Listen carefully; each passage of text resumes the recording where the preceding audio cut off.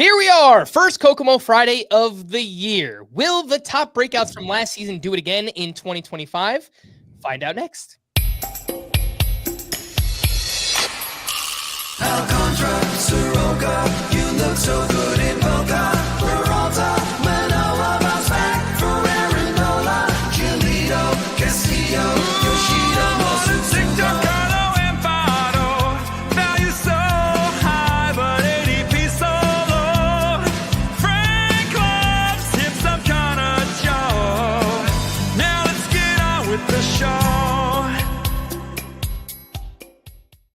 Happy Kokomo Friday and welcome into Fantasy Baseball today on January 10th. I am Frank Stampfl, joined by Scott White and Chris Towers.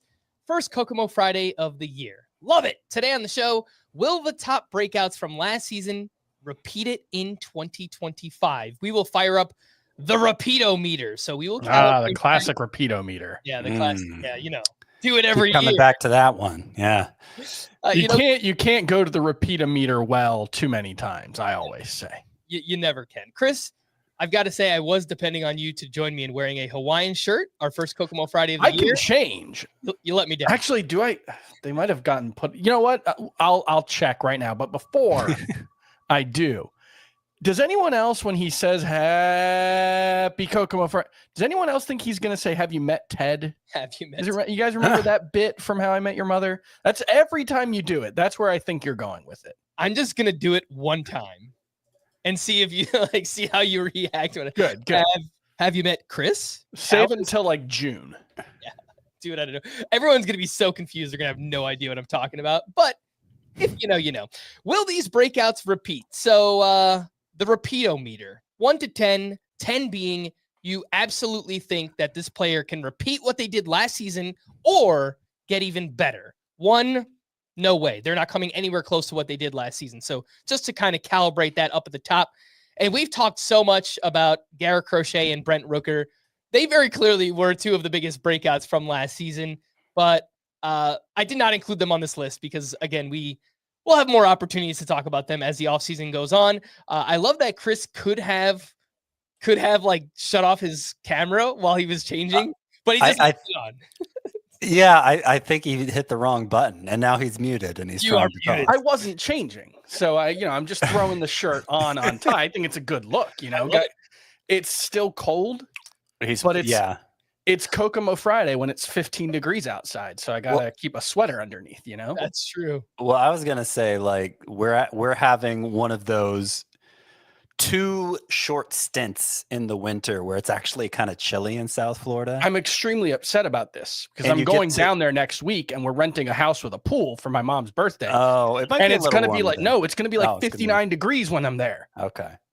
Well, this is like a rare opportunity to crack into the winter wardrobe. So there's no way. Everybody's got the Uggs out and fur coats and stuff. Yeah. I got to pull out this ratty old thing. Can't miss an opportunity to wear that. Let's talk about Jarren Duran, who was maybe the biggest breakout hitter from last season. Finished as a top 3 outfielder in roto and head-to-head points, 21 homers, 111 runs scored, 34 steals. He was awesome. I did have concerns earlier in the offseason that the Red Sox would try and sell high on Jarren Duran. The way everything has played out, they already acquired Garrett Crochet. I think maybe they could trade for another pitcher. I kind of feel like Duran is just going to be on the Red Sox now this season. Scott, we will start with you. The breakout Rapido meter on Jarren Duran. So are we going with a number 1 through 10, like all the other meters, and higher means 1 more through likely 10. To fit 10. The description? 10 means you think he can repeat exactly what he did last season or get better. Can or will? Will. He absolutely can. Okay. Will. All right. I'll stop stalling. I'm going to give Jarren Duran an 8 on the Rapido meter. I think he's going to repeat, more or less. And the reason I think that is because, well, if you look at his percentages from 2023, where he was less than a full-time player, but played a lot, they pretty much carried over into last year. The main thing that improved was just he played a lot more. And so I don't think what Jarren Duran did last year was terribly surprising considering. I think he just grew into a full-time player and continued to deliver on what he showed he was capable of in a part-time role. And so I think as a second-round pick, he'll probably live up to it. Now, I only give him an 8 because it's 1 year. It's a 1-year track record of him being an early round type. So maybe nobody on this list can get a 10 unless they were an emerging prospect or something like that. I'm not totally closed to the idea that Jarren Duran will be, we look back on at the end of 2025 and think, man, what a waste of a second round pick. But I'd spend a second round pick on him, late second round. I do think he's going to repeat it. The only thing I would say, it's an older breakout, and we tend to view those a little more skeptically. I think in Jarren Duran's case, a lot of people don't realize he's 28 years old, which was part of why I thought the Red Sox should at least look into the idea of selling high on him, just because the peak is probably closer to ending than it is for most players who break out. But I pretty much agree. He's the 21st player in my Roto rankings. I have no real issue with Jarren Duran. The ADP over the last month for Duran, the NFBC ADP, 22.6 as the 10th outfielder off the board, going right after Yordan Alvarez and ahead of Jazz Chisholm, which I think kind of sounds right in the rankings. One thing that worries me, left-right splits. He was, 665 OPS against lefties, 910 against righties. But I don't think the Red Sox are going to platoon him. I think, if anything, it'll just drag down his overall batting average a little bit. But he has pretty much cemented himself as an everyday player, so I probably should not worry about that. Let's talk about Jackson Merrill, who finished as a top 12 outfielder in both Roto and head-to-head points. He was second in National League Rookie of the Year voting behind Paul Skenes, who we will also talk about in just a little bit.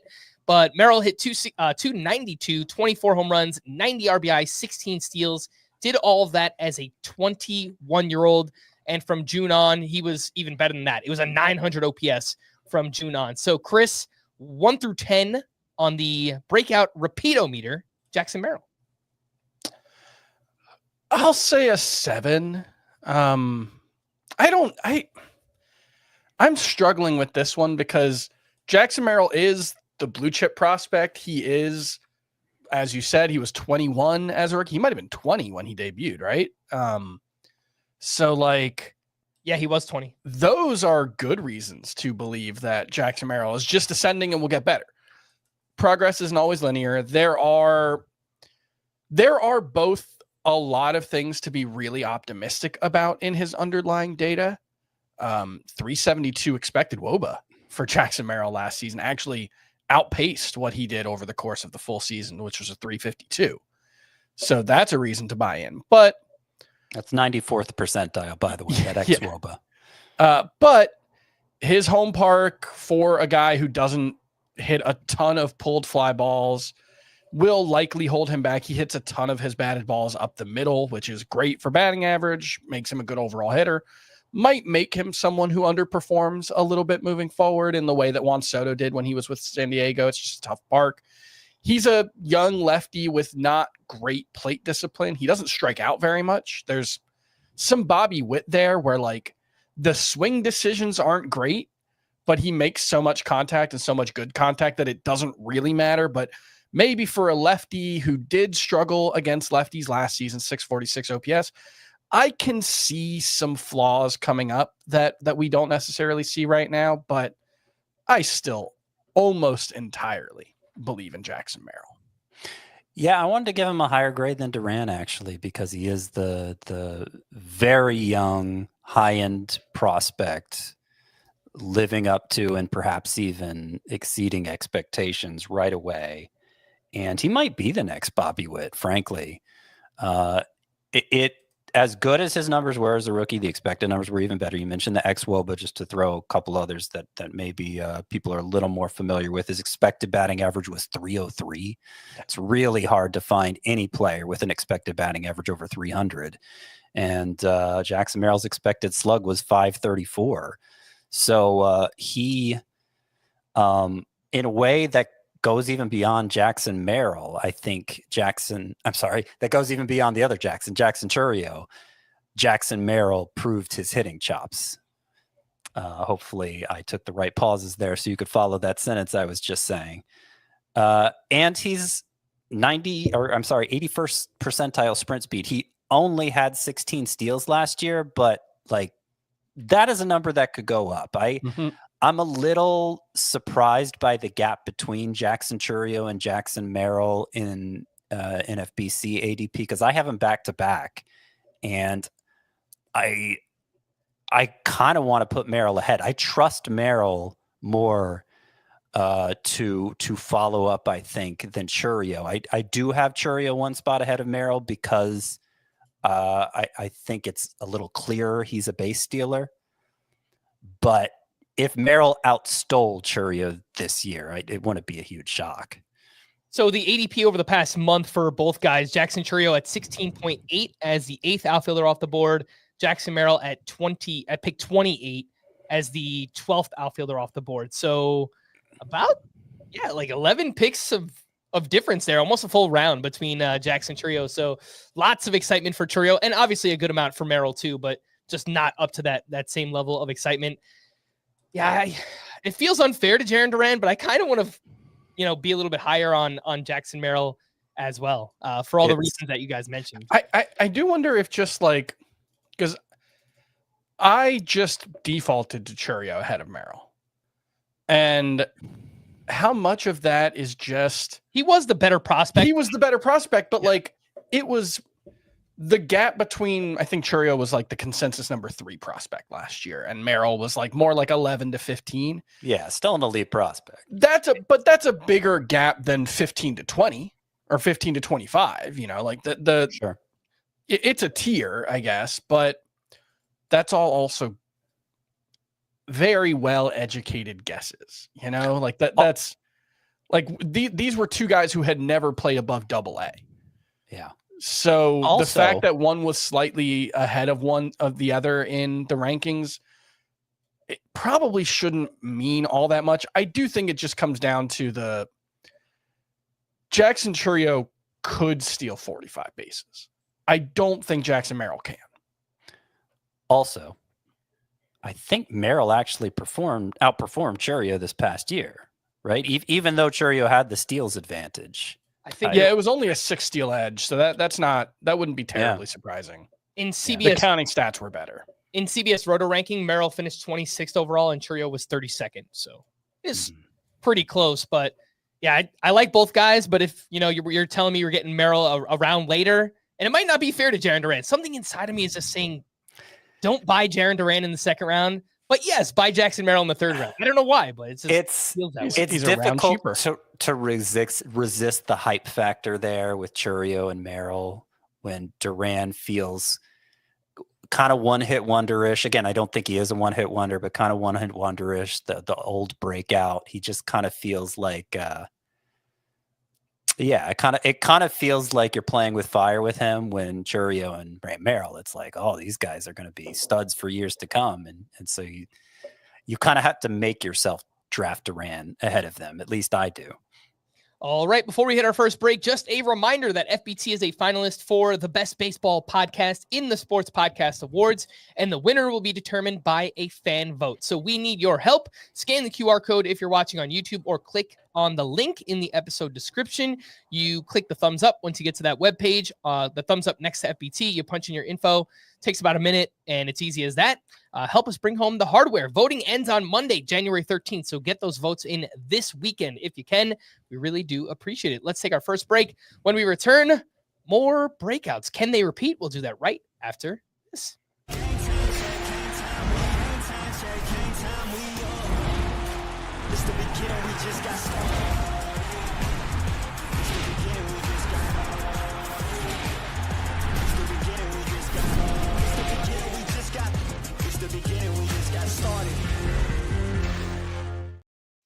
Welcome back in. Can these breakouts repeat in 2025? All right, it's time to talk about Paul Skenes, who finished as the SP4 in just 133 innings last season. He finished as the NL Rookie of the Year, a 196 ERA, a .95 WHIP, over 11K per 9, tons of ground balls, underlying numbers. Love the guy. He throws 99 miles per hour with his fastball. Can his arm hold up? Well, that's, I guess, something we'll find out this season. But just in terms of pure filth, Paul Skenes is one of the best in all of baseball. Scott, breakout rapido-meter, 1 to 10 on Paul Skenes. Yeah, I'm going to put it at a 9. I don't think there's any doubting his ability. It's just a question of, can he take on the ace workload that will justify a second round or perhaps even first round price tag? And I don't have him 1 or even 2 in my starting pitcher rankings because I want to play it a little safer with that. But Paul Skenes was arguably the most hyped pitching prospect ever, and then delivered an ERA under 2 as a rookie. One of the best rookie seasons ever. Yeah. Arguably the best. Yeah. And he did it. His main weapon was one we weren't even hearing about, is the amazing thing, that splinker, which became, I think, I'm just going off memory here, but didn't it become a little less dominant as the season went on? But he managed to, he has a deep enough arsenal that he can kind of vary the looks and find other ways to dominate. So that's to Paul Skenes' credit as well. And one of the most consistent in terms of hitting triple digits with his fastball. I guess the most consistent ever at doing that. Yeah, he's legit. It's just, is he going to give you the volume you're looking for from a pick that early? Can I ask one question? For calibration purposes. I will allow it. If Paul Skenes stays healthy for 180 innings, gets 250 strikeouts, I don't know what the math on that is, but let's just say top 5 in whip, which I think he was last year already, all of that, but his ERA rises a run. Did he repeat it? That's a good question. And I thought about his ERA was 196. He's not going to do that again, or we're underdrafting him as a top 12 pick. If he's going to just be a sub 2 ERA pitcher forever, he's probably just the number 1 player in fantasy, right? Like, so his FIP was 244 and his xERA was 250. Let's say that his true talent level. Yeah. Okay, I'll call so that. Like, can he repeat a mid 2s ERA? There is absolutely no reason to doubt the talent. Whether if it goes wrong, it's because he's a young pitcher who's never thrown more than 161 innings in a season, I think is the number. It's because he's a young pitcher who throws harder than anyone in baseball, basically. It's because he's a pitcher. Like I did my one of the most fun pieces I write every offseason or preseason is bust case scenarios for the first rounders. And I just did that, and he sneaks into the top 12. So I write about him. And it's just, hey, he's a pitcher. Like, there's a lot of ways to go wrong. I don't see a way it goes wrong except for injury, To answer your question, if Skenes does everything the same, but his ERA is in the high 2s instead of the high 3s, he's probably a top 3 pitcher in fantasy. Number 1, yeah. Yeah, so I think as long as they're living up to what people are drafting them to be, that's sustainment, right? Yeah. The ADP over the last month, by the way, 11.8 as the SP1 off the board. For all the great things that we've said about it, about Paul Skenes today, none of us have him ranked as our SP1. No. So and get out there. You just have to look to last year. We did this with Spencer Strider, who was more proven at the major league level. He made 2 starts, I think. Yeah. This is not a Paul Skenes problem. This is a drafting a pitcher in the first round problem. Mm-hmm. Also, ask me about Tarek Skubal. I'll have some glowing things to say about him as well. I guess should he have been on this list? Probably, right? I mean, he was a breakout. I mean, he's on the list, but he's all of our number 1 pitchers, so I don't probably yes. 10. Yeah. But he broke out, but he was the breakout. He was a breakout easy to see. Everybody was drafting him as a top 10 pitcher, right? More or less. He got a 10 for last year when he broke out in 2023. Yeah. There you go. All right, fair enough. Let's talk about Jackson Chourio, who finished as a top 12 outfielder in Roto. He was top 18 in head-to-head points. He finished third in NL Rookie of the Year voting behind Skenes and Jackson Merrill. He went 2020 as a 20-year-old, which is just crazy to think about. From June on, he hit 303 with an 883 OPS, 16 home runs, 15 steals during that span. Chris, the breakout rapido meter here on Jackson Chourio. 10. I'm with everyone. I think he's going to be even better. He was a top 20 hitter in baseball from June 1st on last year. The underlying stuff, we mentioned Bobby Witt with Jackson Merrill. The underlying stuff looks almost identical to Bobby Witt's rookie season. I know Bobby Witt had 20. Oh, he actually, same number of homers, stole more bases. I thought Bobby Witt went 30-30 as a rookie for some reason. 20-30, yeah. Yeah. There's no guarantee that he goes quite on the same linear path that Bobby Witt has, where he's just gotten better every season. But given the talent level, given the growth he showed in season, given how strong the overall skill set is, you can nitpick and point to the plate discipline, which isn't great. His swing decisions aren't exactly what you would be looking for. But like Bobby Witt, he makes so much contact, and so much of the contact he makes is really, really good, that I really don't see any reason he's not going to be at least as good as he was last season. And like I said, I think there is 45 steal upside here. We saw that in the minors. The Brewers weirdly just didn't let him run. There are weird things with teams where, like the Dodgers last year, Shohei Ohtani was just the only person who stole bases, which is a reason why I think Shohei Ohtani probably doesn't steal as many bases as he did last year. The Brewers were incredibly aggressive with everyone but Jackson Chourio. Like, he only stole like 7 more bases than Jake Bauers, I'm pretty sure, last year. Yeah. That's one of the weirdest things about their season. I think it was just be yourself, be a great hitter, figure that out, be a plus in the outfield. We'll let you run next year. Like, we want to set the baseline, and I think he's going to get the green light a lot more often in year 2. That's my hope, at least. Yeah. 97th percentile sprint speed for Chourio, by the way. So I don't think it would shock anybody if he went 25, 40 in year 2, something like that. Scott? Yeah, that's definitely within the realm of possibility. And I want to preface this with my expectation is we'll be drafting Jackson Chourio in round 1 next year.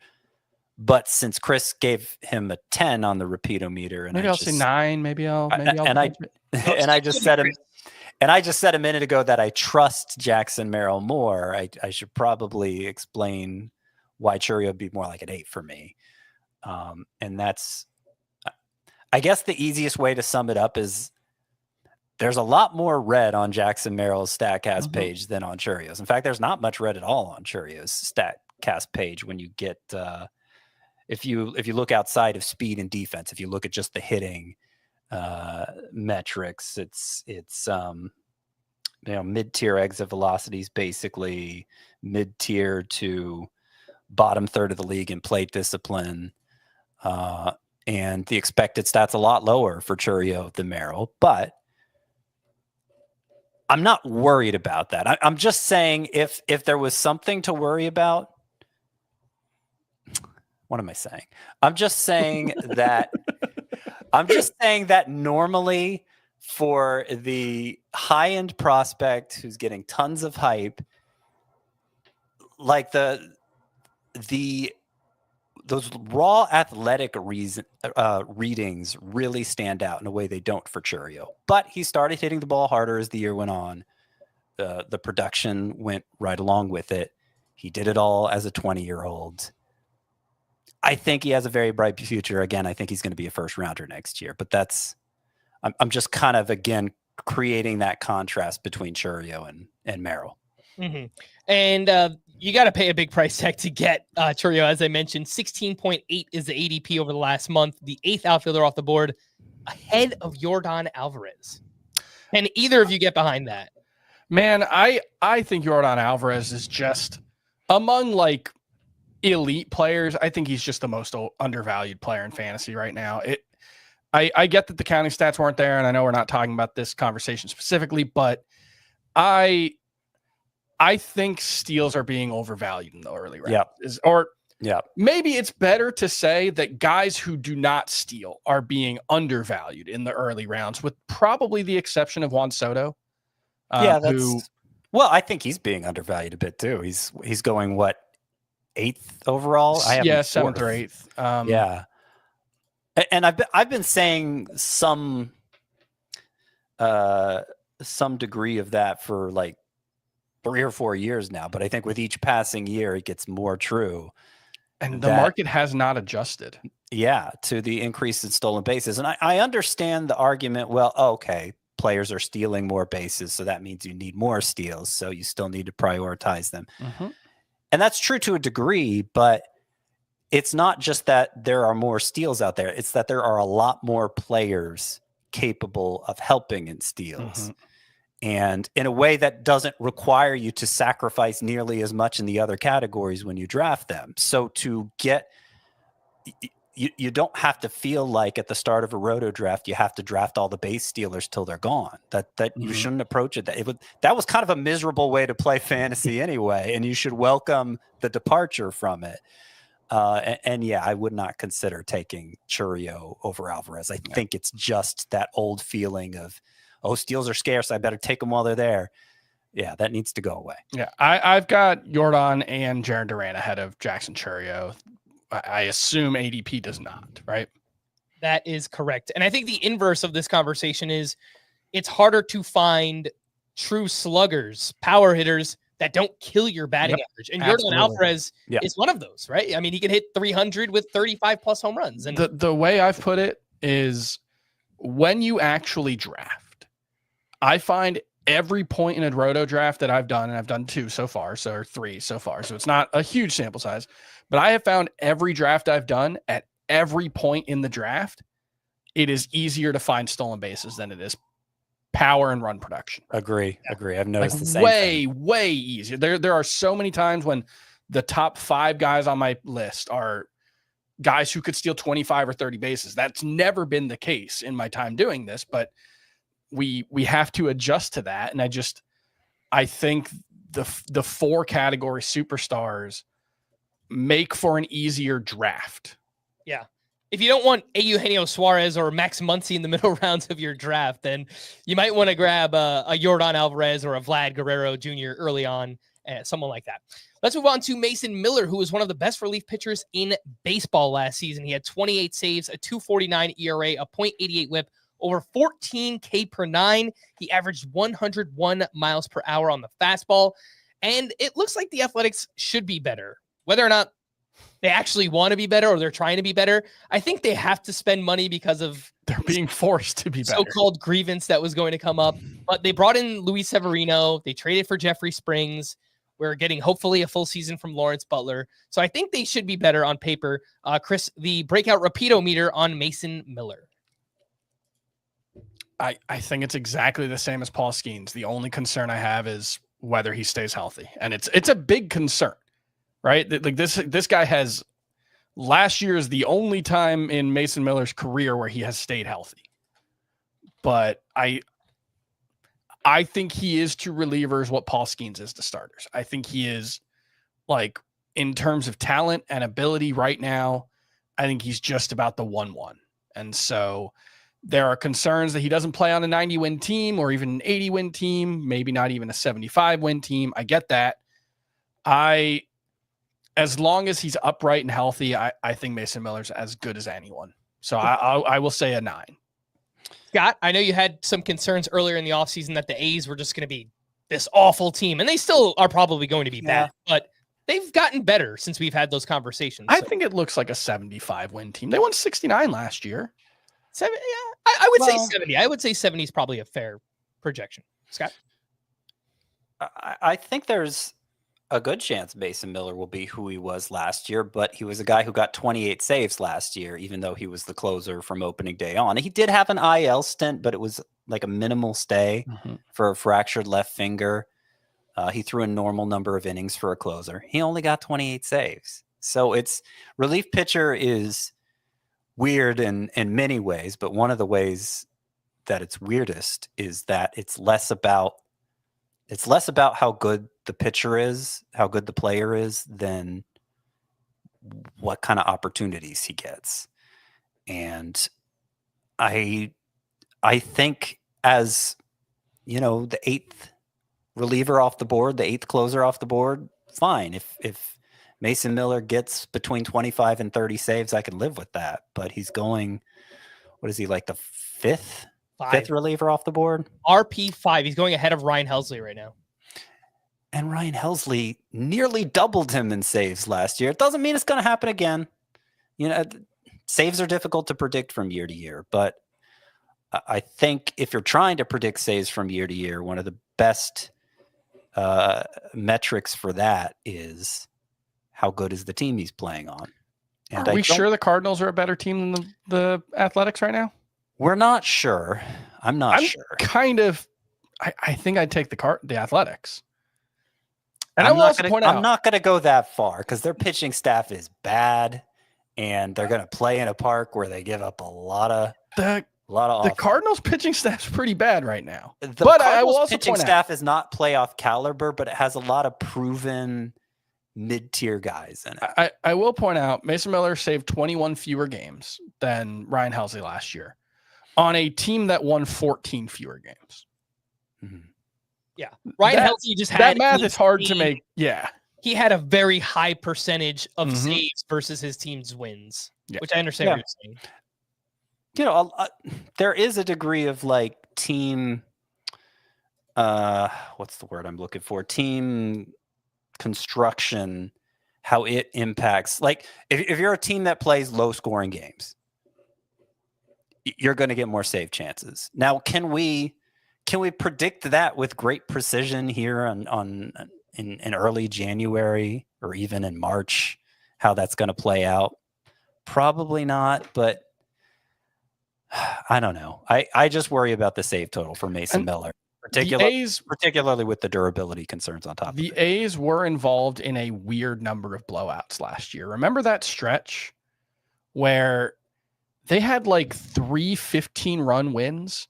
Didn't Lawrence in the span of like 15 games or something? Didn't he have 2 3-homer games? All right, so they won on July 6th, 19-8, then July 14th, 18-3. Yeah. Beat the Orioles and Phillies, and then they won 13-3 on July 19th. So in a span of 2 weeks, they had 3 10-run wins. That's unlikely, I would say. They're playing in a launching pad next year. Yeah. And they're going to have terrible pitching. I don't think any of us doubt the talent of Mason Miller. Again, it's just the price tag. I mean, 5th closer off the board. I think it's fine. Around pick 51, it is a big price tag. Sounds like Chris is willing to do it. Scott, not so much. Me, I don't think I'll be the one to draft Mason Miller either, but I love the arm. I pretty much never draft the 5th closer anyway. I think that's not because reasonable. I'm opposed to the number 5, but you know, I'm looking at that 10, 11, 12 range for my first closer. Fair enough. Let's take our final break. When we return, we'll quickly run through some news and notes and then back into the breakout repeats. We'll do that right after this.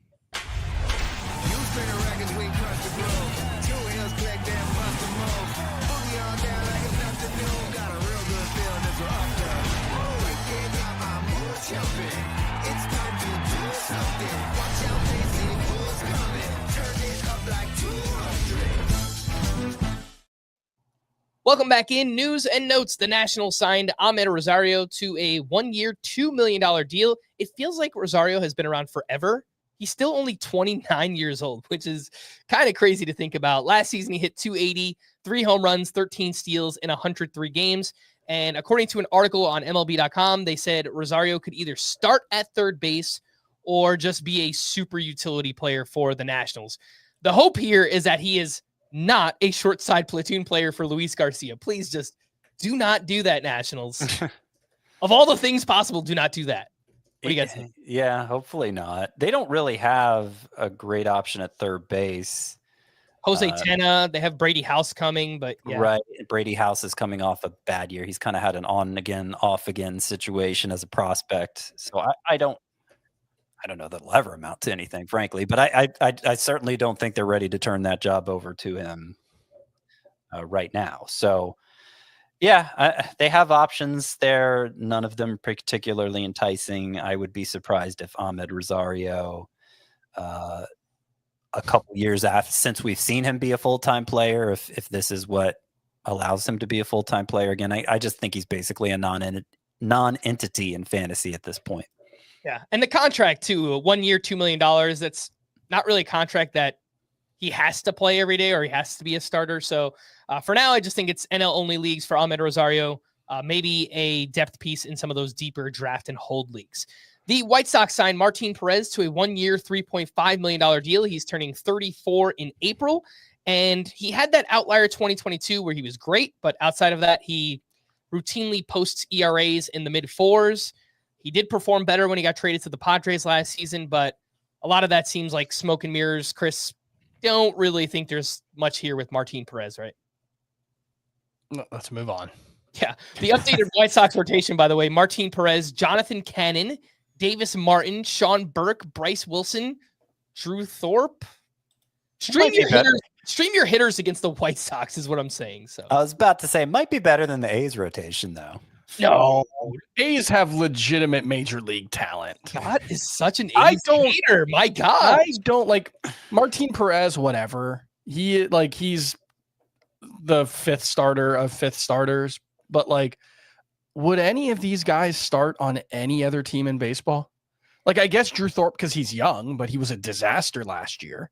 Maybe. Mm-hmm. I forgot the A's also acquired Jeffrey Springs, so that does make Scott. Come on. In addition to Severino, come on. JP Sears is better than any of these White Sox clowns. I think both Severino and Springs' best years are behind them. Clearly, that's the case for Severino, but if they stay healthy, I guess they're better than anybody the White Sox have. Joey Estes would be the number 3 in Chicago. Maybe the number 1. Who knows? Griffin Jax will remain in the Twins bullpen rather than moving into the rotation. We did hear some whispers earlier on that might be something that they were considering, but for now, it seems like he will remain in the bullpen where he'll likely provide strong ratios, strikeouts, and holds as a setup man to Jarren Duran. If Duran struggles, obviously Griffin Jax could make a move there, but I think for now, only a name in saves plus holds leagues is Griffin Jax. The Twins' current rotation, by the way, Pablo Lopez, Bailey Ober, Joe Ryan, and then some combo of Simeon Woods Richardson, Chris Paddock, David Festa, Zebby Matthews. So they have depth. They have interesting young depth. Not much that's proven, but I think it's a pretty good rotation already. So yeah, I mean 1, 2, 3. If they stay healthy, that's a rotation you wouldn't mind having in the postseason. Lopez, Ober, Ryan, they're all in that 15 to 50 range for me in the starting pitcher rankings, which means I think they're good. All right, Chris, I'm sorry to say, but Braxton Garrett will miss all of 2025 after undergoing internal brace surgery back in December. The Marlins updated rotation: Sandy Alcantara, Ryan Weathers, Edward Cabrera, Max Meyer, and then one of Adam Mazier. I'm still upset that it's not Adam Mazier. Come on, man. He should probably just change that. And then Valente Bayozo. So, yeah. Chris? Bayozo show. It's not great. Yeah. And there was Yuri Perez will be back by July probably. And second half. By that point, Robbie Snelling could be around. And there's, I don't know. It might not be terrible, but it's probably not going to be very good. There was a report from Craig Mish as well that said the Marlins will not trade Sandy Alcantara before opening day. So if anyone, that was game 2. They told him that last September, I think. Ryan Weathers, spring training hasn't even opened, and Ryan Weathers is already in the best shape of his life. Lost 20 pounds. I like Ryan Weathers, man. He was good last season. He did. He had that stretch right before he got hurt where it was oh yeah, this is actually happening. Let me see if I could pull it up. He closed out the season pretty strong too, if I remember correctly. Oh, he did come back in September. I forgot about that. He might be on my sleepers list. He might be pretty good. I kind of like Ryan Weathers. His final 8 starts, Ryan Weathers had a 2.80 ERA. He had more than a strikeout per inning. He walked 8 in those 8 starts to give him a 104 whip. Yeah, he finished strong. All right. Liam Hendriks said Wednesday that he's been throwing bullpen sessions for a month and a half and is having a pretty normal offseason. He was limited to just 6 rehab appearances last year after making it back from Tommy John surgery. The Red Sox bullpen right now looks like Hendriks, Aroldis Chapman, Justin Slayton. Those are the top 3 options for saves. Chris, if you had to predict on January 10th, who do you think will lead the Red Sox in saves? Chapman. Okay. I'm surprised Hendriks is going inside the top 300 in ADP. His velocity was down like 2 miles per hour in his rehab stint last year. He's going 50 picks ahead of Chapman right now. Yeah, I'd rather have Chapman. Just wait till I get my rankings out there and they begin to exert their influence. Scott's moving markets. Get ready. The Blue Jays have had contract talks with Kenley Jansen. That'll be a pretty solid landing spot for him. The Twins acquired catcher prospect Diego Cartaya from the Dodgers in exchange for pitching prospect Jose Vasquez. Cartaya was once regarded as one of the top catcher prospects in all of baseball. He's still only 23 years old, but has struggled mightily over the past 2 seasons. Scott, any interest in a buy low in Dynasty, Diego Cartaya? Realistically, no. He's 23, so there's always a chance, but he's a catcher, and there are more than enough catcher prospects to go around in Dynasty leagues without him. We do have a bunch of players reaching deals ahead of arbitration, but I'm not going to bore you with, there's so many names. There's so much going on. But yeah, I think it doesn't really matter. Yeah. William Contreras is one that is going to arbitration. There's a few other big names as well. And the biggest news of all, Tyler Nevin, the son of Phil Nevin. He's agreed to a contract in Japan. So good luck, my friend. So we don't have to hear that little factoid. If you know, you know. Will these breakouts repeat? Let's get back into it. Cole Ragans. Oh, do I have it? I don't know if I do. Yes, I do. Finished as a top 15 starting pitcher in both roto and head-to-head points last season. We know Scott loved Cole Ragans. Nick Pollack loved Cole Ragans, and he came through in a big way. 3.14 ERA, a 1.14 whip. Throws mid-90s from the left-hand side. He's got a wipeout changeup. He's got good breaking pitches as well. Did see a pretty big innings jump year over year. Scott, the breakout repeatometer on your boy, Cole Ragans. I'm going to go 9.5. And there's a reason I stopped short of 10. I'll get into in just a minute. But I will say Cole Ragans is the 7th of what seems to me a very clear top 7 at starting pitcher. ADP doesn't agree, but to me, there's a very clear top 7 and Ragans rounds it out. So I feel very safe, very comfortable drafting him as an ace. I will read to you from an article that I just republished, Everything You Missed After Football Started, from Unlikely Risers to Prospect Call-Ups. That's the name of the article. It's about 6,000 words long. It's comprehensive. A lot of good stuff in there. I encourage you to read it. Here's what I wrote about Cole Ragans.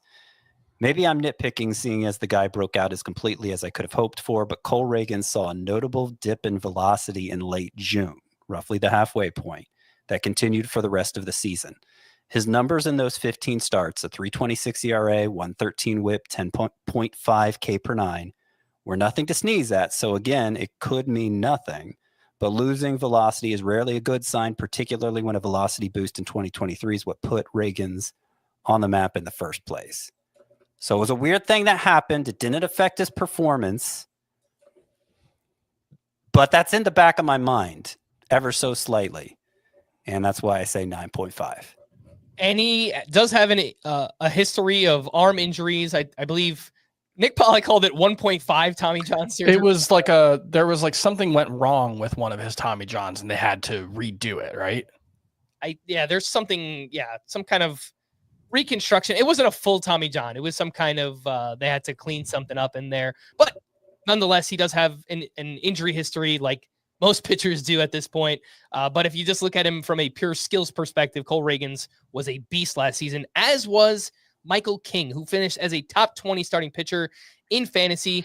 First full year as a starter was a huge success. 2.95 ERA, 1.19 whip, 10.4 K per 9, 12% swinging strike rate. The walk's a little bit higher than you'd like, over 3 walks per 9, but obviously has awesome stuff. We saw him display that in the postseason.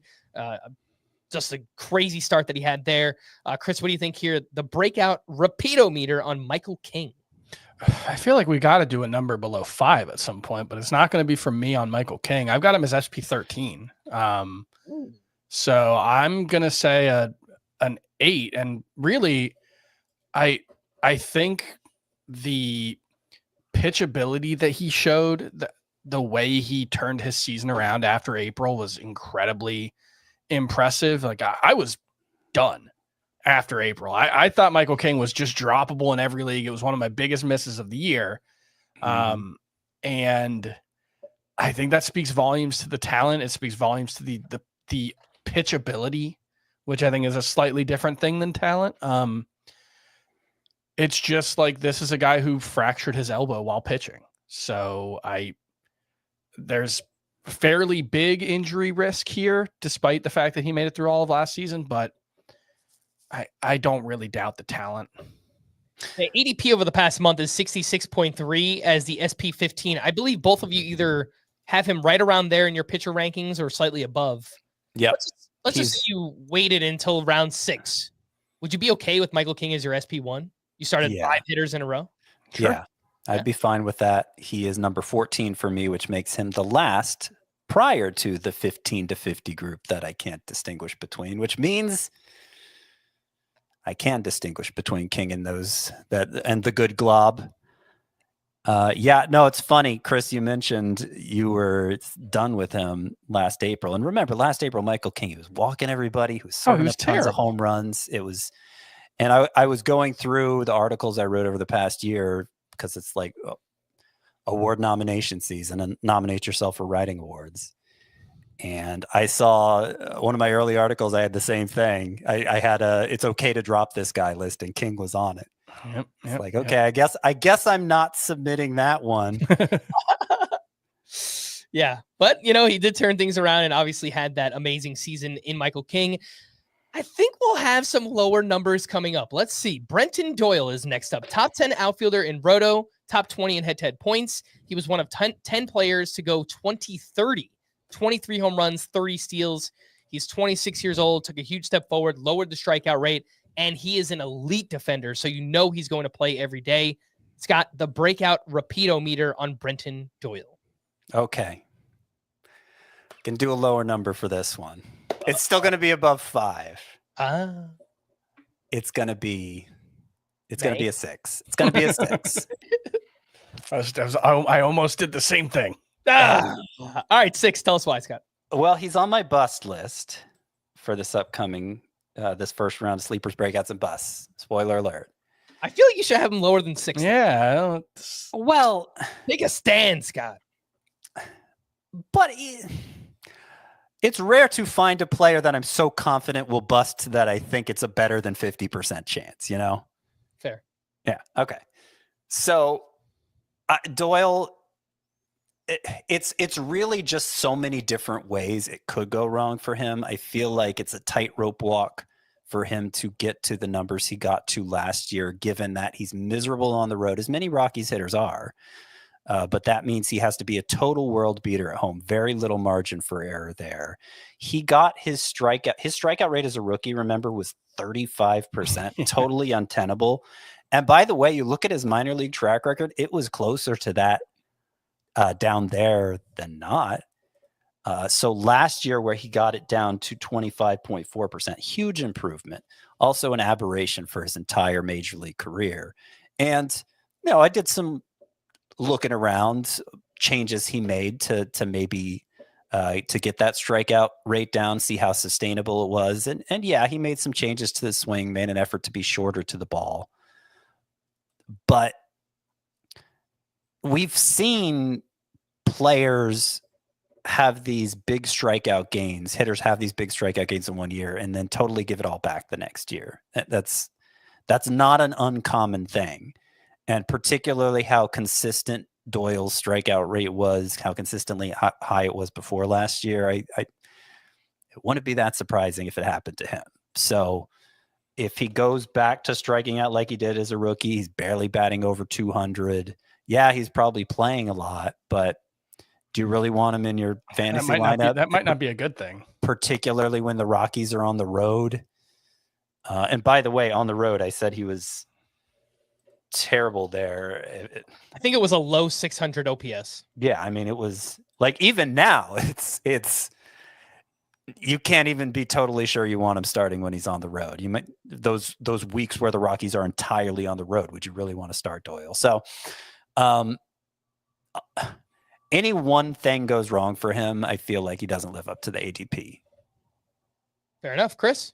I'll say 4, but the one thing I will say is one thing I like about this year's outfield crop compared to last year is Nolan Jones was nearly a top 50 pick in ADP last year, and he was the number 16 outfielder with almost the identical profile, right? Like no track record outside of his success the previous year, huge plate discipline concerns, bad home road splits, all that stuff. Well, Brenton Doyle is going about 20 picks later, 25 picks later right now. And, he's only outfielder 20. So that's one of the things that I'm happy that the outfield position is a little deeper. So we don't have to, I understand your point. I do feel like there was a lot more in Jones' favor than Doyle's. Hits the ball harder. The quality of contact was much better, but didn't have it was a speed versus power thing. Nolan Jones is a really, really good base runner. Greater prospect pedigree, walked a lot more than Doyle does. But I get your overall point that we're not having to stretch for the Nolan Jones type as much this year. We're just doing it for Lawrence Butler. Yeah, well, we're not. We're not even drafting Butler as high this year as we were Jones last year. But I think that's the closer comp anyway. All right, we've got 10 minutes left and 4 players to get to, so let's do it. Mark Vientos took a huge step forward. He showed elite power, 27 home runs, a 249 ISO, and then in the postseason, 5 more homers, a 327 batting average. He did all of that in 13 games. He had elite quality of contact. But we do have some questions here about the plate discipline. Chris, the breakout repeatometer on Mark Vientos. 4. Ooh, yes. I like it. I'm not going to go that high, but I like it. The plate discipline got much better, and it needed to because it was untenable. Wow. But the zone contact rate up to 75%. Which is still really bad. But still bad, but much better. Okay. The chase rate went way down. Again, still bad, but way better than it was before. So it's one of those. He feels like Austin Riley coming off of his breakout season, where I had a lot of doubts. I didn't really buy into it, and obviously Austin Riley has made it work. But Vientos really feels like he's dancing on a knife's edge here, where any regression in his already very bad quality or contact rates, I think the whole profile could fall apart very, very quickly. Like, he is a viable major league hitter, potentially an above average one, although I think even then he overperformed last year. But I don't think he can be a great hitter with his current plate discipline. He needs to either improve his plate discipline or just be pretty good. And I think he's probably closer to pretty good than great.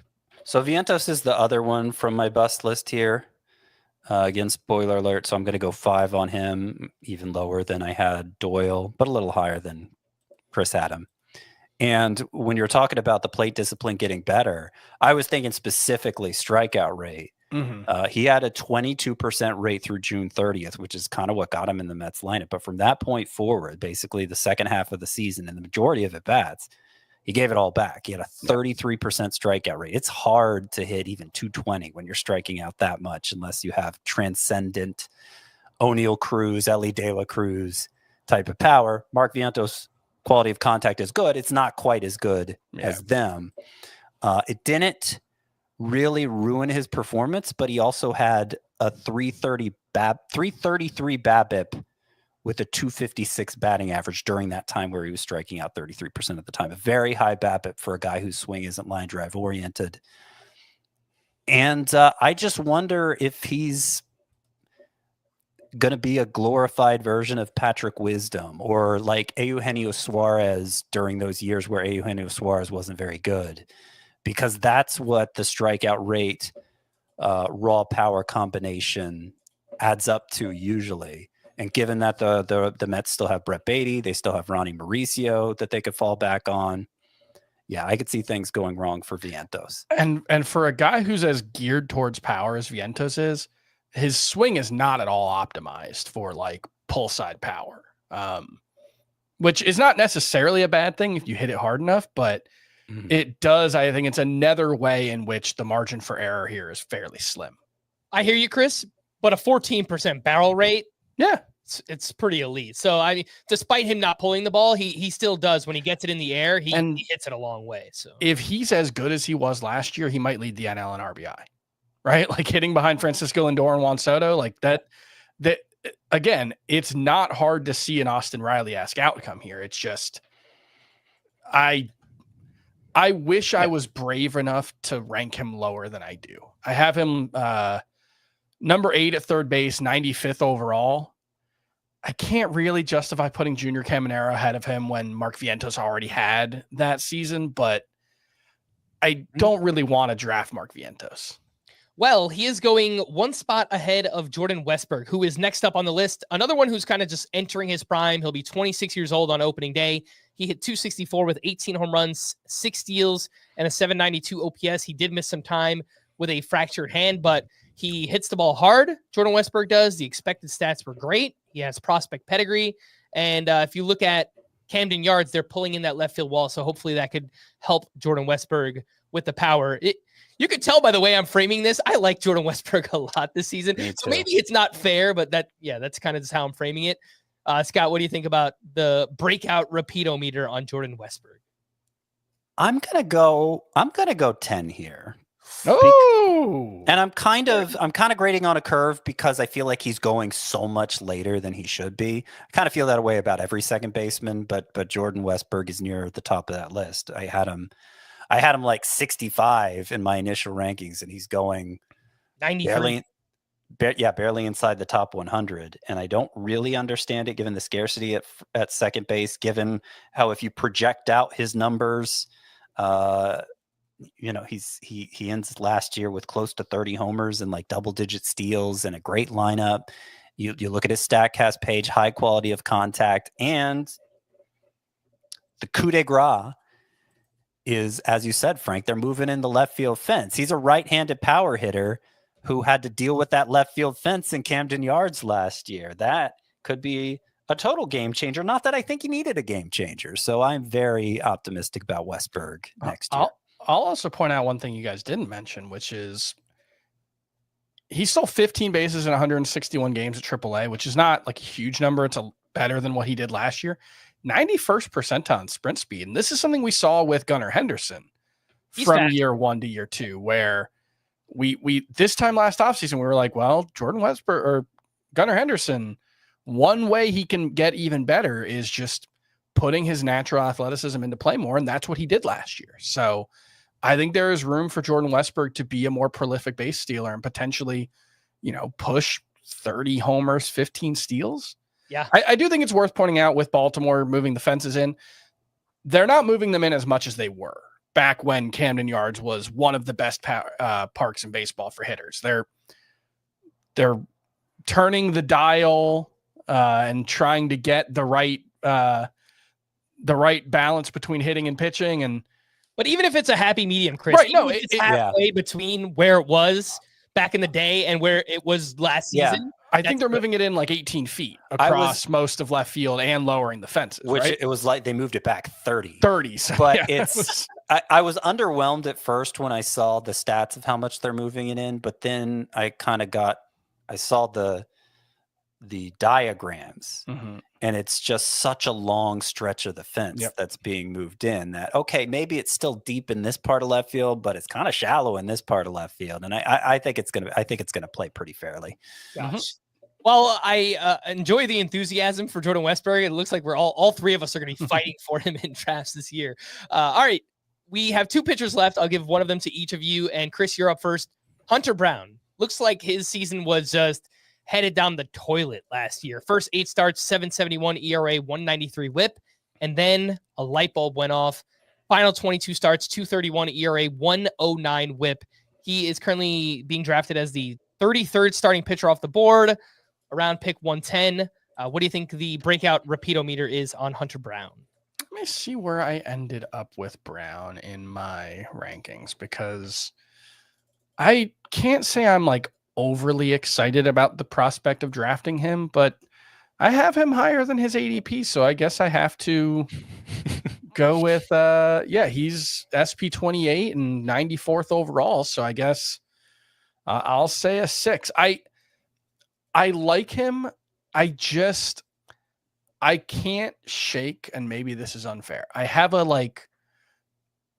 Mitch Keller vibe from the way he turned his season around, and he throws a lot of pitches. I'm not sure any of them are great pitches. I like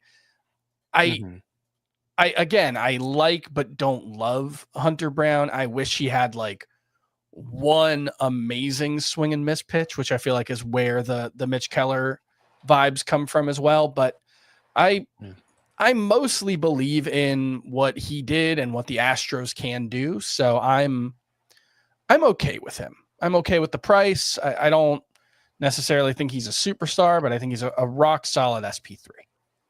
And Scott, we will wrap up with your Atlanta Braves. Reynaldo Lopez, the Braves signed him last offseason. They transitioned him from a reliever to a starter, and he took off. A 1.99 ERA, a 1.11 WHIP, over a strikeout per inning. At times we thought, all right, he's pitching over his head, and he dealt with multiple arm injuries. And then once he came back, he was even better. I don't know how he did it, but what are your thoughts here? The breakout repeatometer on Reynaldo Lopez. Well, if you're asking me, will he repeat a 1.99 ERA? I'm gonna put him at zero on the repeatometer. Good, we finally got a low number from. If you're asking me, just more generally, is the breakout for real?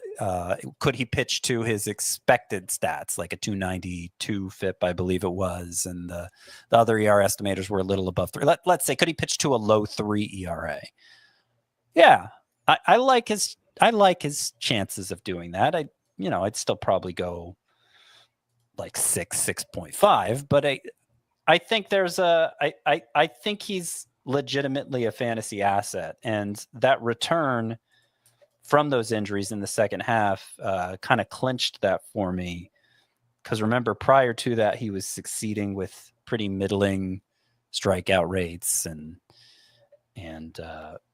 just seemed like such an obvious regression candidate. But in those August and September starts that he made in between the injuries, he had a 16% swinging strike rate, which is beyond elite. He had 13.3 K per 9.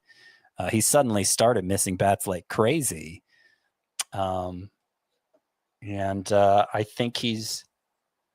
I think he already prior to that showed a knack for avoiding the barrel of the bat. So yeah, I think he's good.